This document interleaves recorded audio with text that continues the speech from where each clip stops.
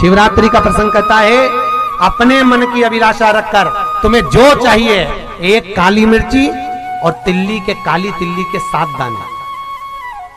एक काली मिर्ची और काली तिल्ली के कितने दाने? 7 दाने हथेली में रखकर अपनी कामना कर कर मन से अपने मन की बात को कहकर शंकर भगवान के शिवलिंग पर चढ़ा दीजिए। आपकी मनोकामना, कहते हैं हर महीने शिवरात्रि आती है, इस शिवरात्रि पर, मुख्य शिवरात्रि पर चढ़ाओगे, अगले महीने की जब शिवरात्रि आएगी तो आपकी मनोकामना पूरी हो जाएगी। एक काली मिर्ची और 7 काली तिल्ली के दाने, मात्र 7। महाराज, जिसके घर में क्लेश रहता हो, बहुत ज्यादा लड़ाई झगड़े हो रहे हैं, सास बहू के झगड़े, ना बहू कुछ सुनने को तैयार ना सास सुनने को तैयार, और घर में बेचारे पुरुषों की आफत, यहाँ भाई भाई झगड़ रहे हो, सास बहुएं झगड़ रही हो, कुछ मत करिए। गेहूं की बाली को तोड़ो। गेहूं की बाली जानते हो ना, जिसमें आप लोग तो गेहूं की बाली को तोड़ना है, और बाली 7 बाली तोड़कर अपने घर में घुमाकर अपने घर का नाम और गोत्र बोलकर उसको शंकर को समर्पित कर दीजिए। जिंदगी में कभी सास बहू का झगड़ा नहीं होगा महाराज। शिवरात्रि के दिन उसको समर्पित करिए, आपके घर में कभी क्लेश नहीं बच सकता। और शिवरात्रि के दिन रात्रि को 12 बजे शंकर भगवान पर एक धतूरा चढ़ा दो। क्या चढ़ाना है? जम के बोलिए जरा। धतूरा।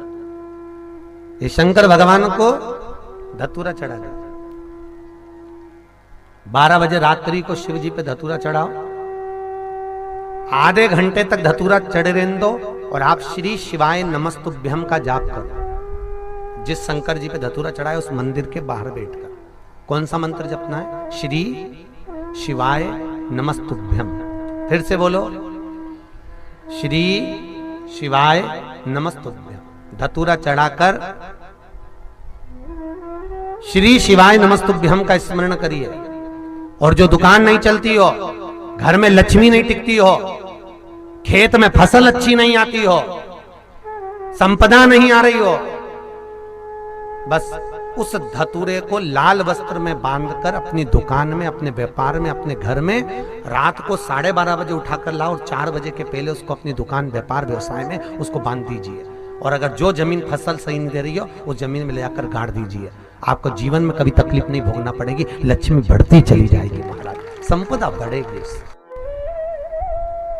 जो व्यक्ति ज्यादा बीमार रहता हो, बहुत बीमारी उसको घेरे रहती हो, परेशान रह रहा हो, बीमारी बनी हुई है, तो बोर चढ़ाइए। बेर, क्या बोलते हैं यहाँ पर? बेर की बोर, वो खाने वाला बेर जो होता है, उस बेर को 7 बेर ले लो, और 7 बेर को लेकर अपने ऊपर से घुमाकर शिवरात्रि की दोपहर के 12 बजे शंकर भगवान के शिवलिंग पर ले जाकर उस बेर को चढ़ा दीजिए। आपका रोग, आपकी बीमारी मात्र 3 महीने के अंदर समाप्त हो जाए। शिवरात्रि के दिन बेर चढ़ाने का बड़ा महत्व है। और शिवरात्रि पर चढ़ा हुआ वो बेर उठाकर ले आइए,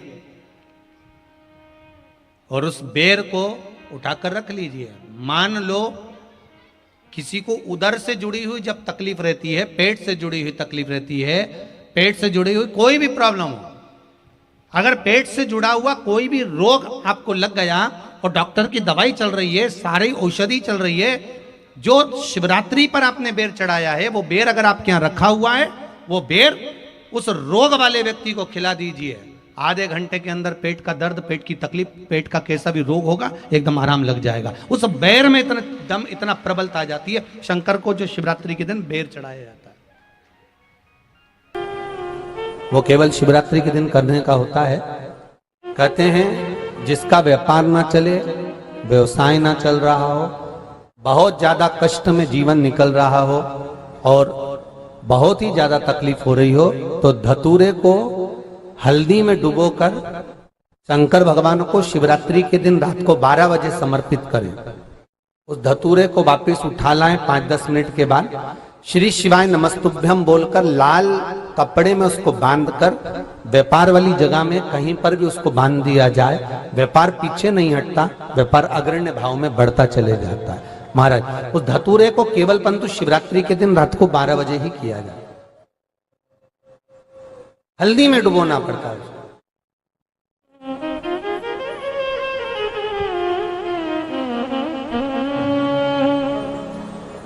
यही प्रमाण एक क्रम में और है महाराज जी। लिंग पुराण कहती है, मान लो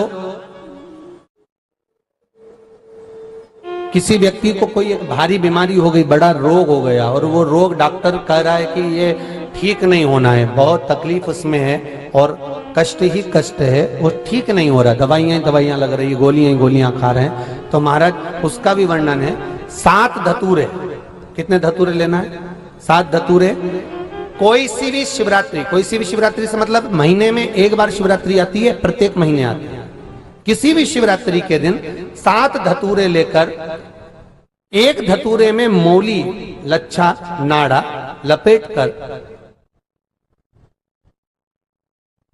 चंद्रमौली भगवान का स्मरण कर उस मौली को लपेटकर, 6 धतूरे में हल्दी लगाकर शंकर भगवान की जो जलाधारी है, जलाधारी में आपको पहले भी वर्णन किया है,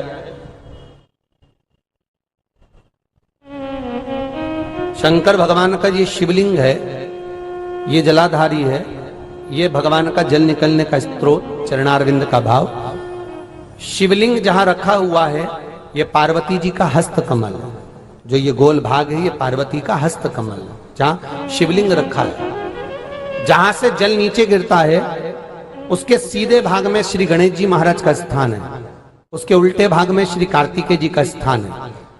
जलाधारी के सामने एक मोटी सी लाइन होती है, कहीं सांप बना होता है, कहीं स्थान बना होता है। जो मोटी सी लाइन है, ये शंकर भगवान की सबसे छोटी लड़की अशोक सुंदरी का स्थान है। जलाधारी के ऊपर जो 3 टेकी लगी है, ये भृगु ऋषि का, भृंगी गण का स्थान है।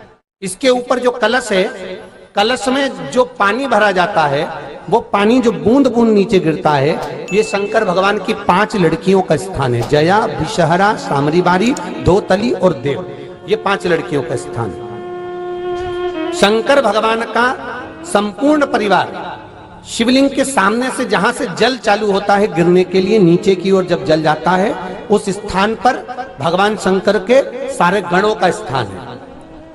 फिर जब जल बहकर सामने की ओर जाता है, जितनी दूर तक जल जाता है, उतनी दूर तक भगवान शंकर के उस जल भाग को ग्रहण करने के लिए 33 कोटि देवताओं का स्थान है। इसलिए उस जल को हम लांघते नहीं है, क्योंकि वहां 33 कोटि देवता विराजमान रहते हैं महाराज। तो जो बीमारी डॉक्टर ने बता दी और बहुत बड़ा रोग हो गया और शरीर में कष्ट है, ठीक नहीं हो रहा, चाहे लीवर से जुड़ा हो, चाहे किडनी से जुड़ा हो, चाहे कैंसर से जुड़ा हो, और मान लो शरीर में कहीं गांठ भी हो गई है और वो मिटी नहीं रही हो, तो महाराज निवेदन है 7 धतूरे, एक धतूरे पर मौली लपेटकर वो शंकर जी के शिवलिंग के ऊपर चढ़ाना।